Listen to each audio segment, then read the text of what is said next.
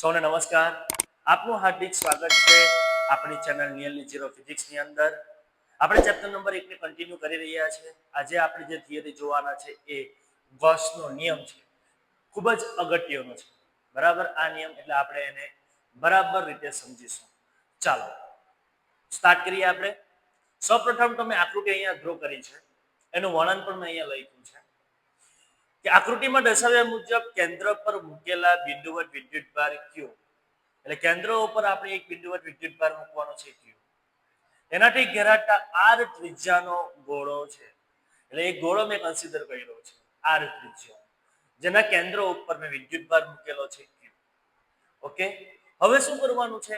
તો આ જે ગોળાની સપાટી છે એને નાના નાના ખંડોમાં આપણે શું કરવાની છે? વિભાજિત કરવાની છે. બરાબર, એટલે ડેલ્ટા S ક્ષેત્રફળના ખંડમાં એને શું કરીશું? આપણે વિભાજિત કરીશું. એટલે ઉપરની સપાટી પરનો આટલો જે ભાગ છે એવા બહુ ઘણા બધા ભાગ હશે. બરાબર, એમાં આપણે વિભાજિત કરીશું. પણ અહીંયા આગળ મેં એક ડ્રો કર્યો છે, આ રીતનું છે. બરાબર છે. હવે આ જે ખંડ છે એનો ક્ષેત્રફળનો સદિશ કઈ તરફ હોય? તો જે તે સપાટીને બહારની તરફ એટલે આમ હશે. વિદ્યુત ક્ષેત્ર કઈ દિશામાં હોય? તો આ પ્લસ છે એટલે બહારની દિશામાં, એટલે એ પણ તમારો આ દિશામાં હશે. એટલે E અને ડેલ્ટા S બંને એકબીજાને સમાંતર છે, એટલે એનું મીનિંગ એંગલ કેટલો થશે? તમારો 0 થશે. આટલું ક્લિયર થાય તમને? કેમ કે આ એંગલની આપણને જરૂર પડશે. ફરીથી એકવાર આપણે R ત્રિજ્યાનો એક ગોળો કન્સિડર કરવાનો છે, એને વચ્ચે એના કેન્દ્ર ઉપર Q વિદ્યુતભાર મૂકવાનો છે. પછી જે સપાટી છે એને નાના નાના ખંડોમાં આપણે શું કરવાની છે? એને વિભાજિત કરવાની છે.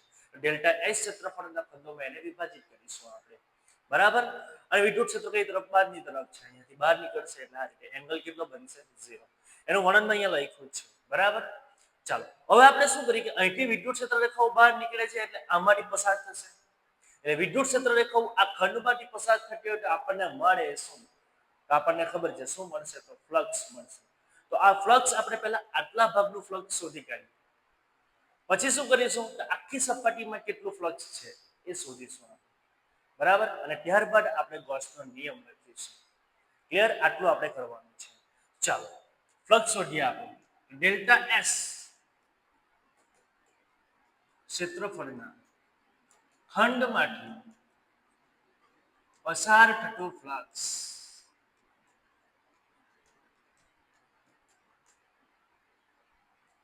એને આપણે ડેલ્ટા ફાઈ કહીશું. હા, કેમ કે આપણે એક ખંડમાંથી લેતા છે ને ડેલ્ટાના રૂપમાં છે. એટલે delta phi is equal to E dot delta S. ડોટને કાઢી નાખો એટલે E delta S cos theta. અને થીટા કેટલા છે? આપણે પહેલેથી જ ફાઇન્ડ કરી નાખેલું છે ઓલરેડી પહેલેથી જ. કેટલો છે? એંગલ 0 છે. cos 0 કેટલા થાય છે? તો આપણને ખબર છે કેટલા થાય છે? તો 1. એટલે delta phi is equal to answer શું મળે છે? E delta S.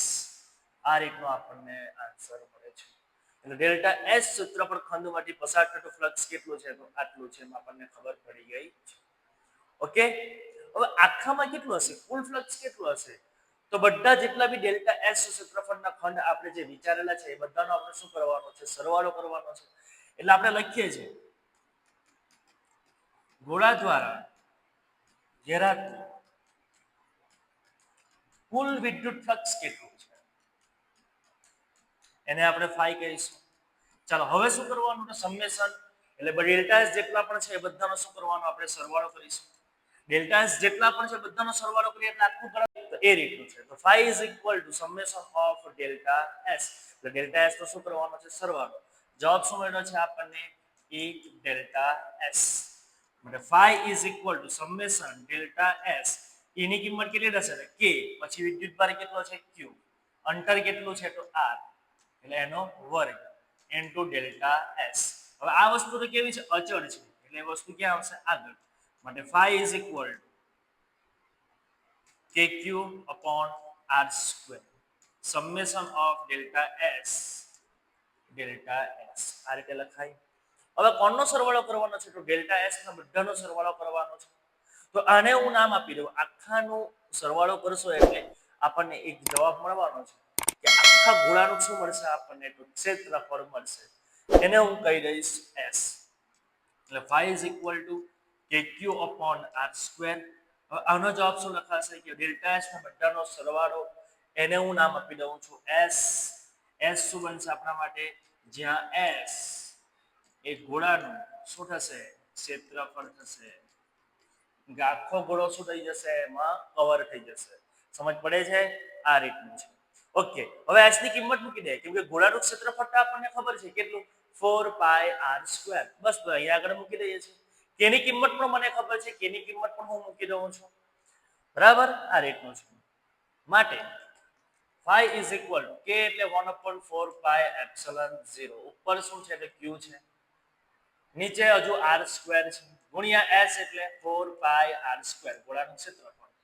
r² cancel, 4π cancel.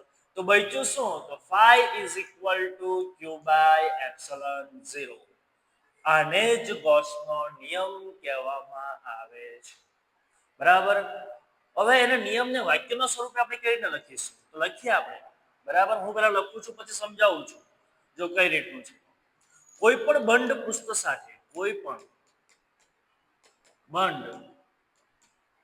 સાથે સંકળાયેલ કુલ વિદ્યુત ફ્લક્સ એ તે પૃષ્ઠ વડે ઘેરાતા કુલ વિદ્યુતભાર અને ε0 ના ગુણોત્તર જેટલું હોય છે. આ ગૌસનો નિયમ છે. મસ્ત મજાનો નિયમ છે. શું કહે છે? કોઈ પણ બંધ પૃષ્ઠ છે એટલે કે આપણો ગોળો છે, એની સાથે સંકળાયેલ કુલ ફ્લક્સ એ તે પૃષ્ઠ સાથે ઘેરાતા કુલ વિદ્યુતભાર, અહીંયા જે પણ વિદ્યુતભાર હશે તે કયો હશે? એ કુલ વિદ્યુતભાર હશે ને. તો અહીંયાનો કુલ વિદ્યુતભાર તમારે લખવું હોય આ રીતે તમે લખી શકો, summation of q divided by શું લખી શકાય? ε0. એટલે તેના વડે એ પૃષ્ઠ વડે ઘેરાતો કુલ વિદ્યુતભાર અને ε0 ના ગુણોત્તર જેટલું હોય છે. ગૌસનો નિયમ ફરી એકવાર. કોઈ પણ બંધ પૃષ્ઠ સાથે સંકળાયેલ કુલ વિદ્યુત ફ્લક્સ એ પૃષ્ઠ વડે ઘેરાતા કુલ વિદ્યુતભાર અને ε0 ના ગુણોત્તર જેટલું હોય છે. આ રીતનો નિયમ છે જે આપણને આવડવો જોઈએ. આના ઉપરથી આપણે ઘણા બધા 1 માર્કના દાખલાઓ કરવાના છે, કે આપણા માટે એમસીક્યુ છે. તે આ આવડશે તો જ થશે. અને આના ઉપરથી જ આપણે અગત્યના જે ગૌસના ઉપયોગો જે છે એ વારંવાર એક્ઝામમાં પૂછાય છે, એ પણ આપણે સમજવાના છે. એટલા માટે આ ટોપિક તમને આવડવો જરૂરી છે. બરાબર? ફરીથી એકવાર હું તમને ફટાફટ રિવિઝનમાં લઉં છું કે એક ગોળો કન્સિડર કરવાનો છે આ ત્રિજ્યાનો, એના કેન્દ્ર ઉપર આપણે q વિદ્યુતભાર મૂકવાનો છે. બરાબર? એટલે વિદ્યુત ક્ષેત્રની ખબર આમ બહાર નીકળશે. હવે એક નાનો એવો ખંડ આપણે એમાં કન્સિડર કરી લેવાનો છે ડેલ્ટા એસ. ક્ષેત્રફળમાં નાના નાના ખંડોમાં એને વિભાજિત કરવાનો છે.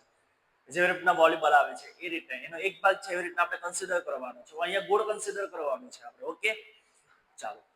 E પણ આમ છે, ડેલ્ટા એસ પણ આમ છે. ડેલ્ટા એસ એટલે જે તે સપાટીને બહાર જે ક્ષેત્રફળનો સદિશ જે પણ હોય એ જે તે સપાટીને બહારની તરફ હોય એટલે આ રીતે હશે.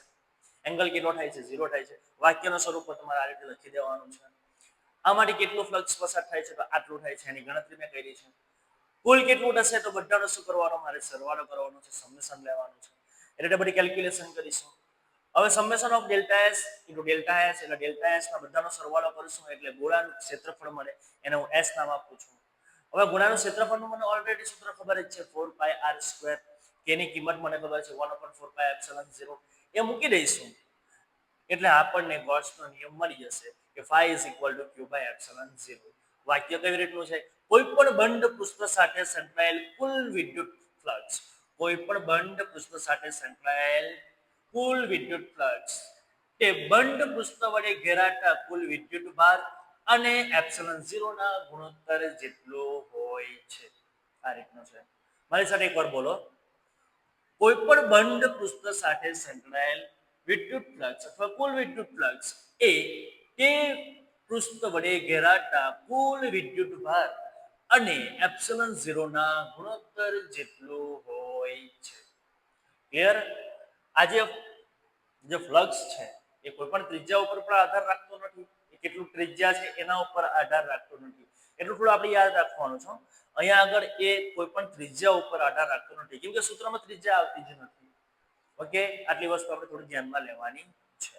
ચાલો બીજું થોડું ડિટેલમાં જોઈએ કે કંઈક આ રીતનો કોઈ પ્રશ્ન હોય કદાચ મે બી કે જો બંધ સપાટીનું કુલ ફ્લક્સ શૂન્ય જણાય, કે બંધ સપાટીમાંનું કુલ ફ્લક્સ કેવું છે તો શૂન્ય હોય, તો તે બંધ સપાટી પર રહેલો કુલ વિદ્યુતભાર કેવો છે?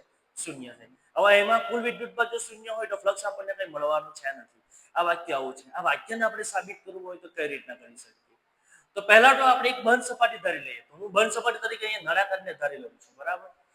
નળાકારની આ એક બાજુ છે, એના બે આડછેદ છે, એટલે એક આ એક નંબર આપું છું અને 2 નંબર આપું છું. એની વક્ર સપાટી છે એને 3 નંબર આપું છું. આના જેવો જ આપણે દાખલો પણ જોવાના છે, એટલે આપણે આ કોન્સેપ્ટને પહેલા ક્લિયર કરી લઈશું તો એના જેવો જ આપણે દાખલો પણ એક આવવાનો છે ઉદાહરણનો, એ આપણને આવડી જશે. એટલે એક નળાકારને કન્સિડર કરું છું, બે આડછેદ છે, અહીં 1 નંબર આપીશ, અહીં 2 નંબર આપીશ અને વક્ર સપાટીને કેટલો નંબર આપીશ? 3 નંબર આપીશ. વિદ્યુત ક્ષેત્ર તમારું આ તરફ હશે અને વિદ્યુત ક્ષેત્ર આમ હશે, અહીં વિદ્યુત ક્ષેત્ર આમ હશે, અહીંથી વિદ્યુત ક્ષેત્ર આ તરફ હશે. ક્ષેત્રફળના સદિશની વાત કરીએ તો આ જે છે આના ક્ષેત્રફળનો સદિશ જે તે સપાટીને બહારની તરફ, આ સપાટીને જે તે સપાટીને બહારની તરફ, આ વક્ર સપાટીને જે તે સપાટીને બહારની તરફ. અહીંયા એંગલ કેટલો બને E અને ડેલ્ટા S વચ્ચેનો? તો તમે જુઓ તો ઓલ્ટરનેટ છે એટલે 180. અહીંયા એક જ દિશામાં છે એટલે એનો મીનિંગ કેટલો? 0. અહીંયા આમ અને આમ થશે એટલે એંગલ કેટલો થશે તમારો? 90. બરાબર? ચાલો આપણે વાક્ય સાબિત કરી નાખીએ. ચાલો પહેલા એક માંથી એટલે સપાટી એક માંથી ફટાફટ કરું છું. પસાર થતું વિદ્યુત ફ્લક્સ સપાટી એક માંથી જે પસાર થાય છે એને હું કહી દઈશ ∅1. આના માટે હું ધરી લઈશ ∅2 અને આને ધરી લઈશ ∅3. ઓકે, બરાબર? પછી ત્રણ ત્રણનો શું કરી દઈશ? સરવાળો કરી દઈશ. સપાટી એક માંથી પસાર થતું વિદ્યુત ફ્લક્સ ∅1 = E ડેલ્ટા S. પછી cos પછી કેટલા છે? 180. cos 180 કેટલા થાય? તો -1 થાય, એટલે ∅1 બરાબર જવાબ શું આવે? E delta S. આ રીતનો જવાબ આવશે તમારો. ઓકે, ચાલો સપાટી 2 માંથી પસાર થતું વિદ્યુત ફ્લક્સ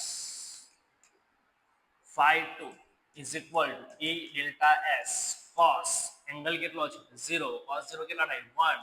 ∅2 = E ડેલ્ટા S. અહીંયા cos 180 -1 એટલે અહીંયા શું આવે? આગળ માઈનસ આવે. ચાલો અહીંયા કેવો મળ્યો છે આપણને? પ્લસમાં મળ્યો છે. ઓકે, ચાલો વક્ર સપાટી એટલે સપાટી 3. સપાટી 3 માંથી પસાર થતું વિદ્યુત flux ∅3 = E delta S cos કેટલા થાય? 90. cos 90 કેટલા થાય? તો 0. આપણને ખબર જ છે કે વિદ્યુત ક્ષેત્ર રેખા આમ જતી હોય તો આમાંથી કોઈ પણ જે વક્ર સપાટી છે એમાંથી કોઈ પણ વિદ્યુત ક્ષેત્ર રેખા પસાર થશે નહીં, એટલે જવાબ તો કેવા આવવાનો? તો શૂન્ય જ આવવાનો. ચાલો કુલ કેટલું ફ્લક્સ બને છે નળાકારની બંધ સપાટી ઉપર? તો કુલ વિદ્યુત ફ્લક્સ કેટલું થાય છે? ત્રણે ત્રણનો શું કરીશું આપણે? સરવાળો. એટલે કુલ વિદ્યુત ફ્લક્સ ∅1 ∅2 અને ∅3. ચાલો ∅1 કેટલા છે? તો -E delta S. ∅2 + E delta S અને આ કેવું છે? 0. પ્લસ ને માઈનસ છે એટલે જવાબ કેવો મળે છે આપણને? 0.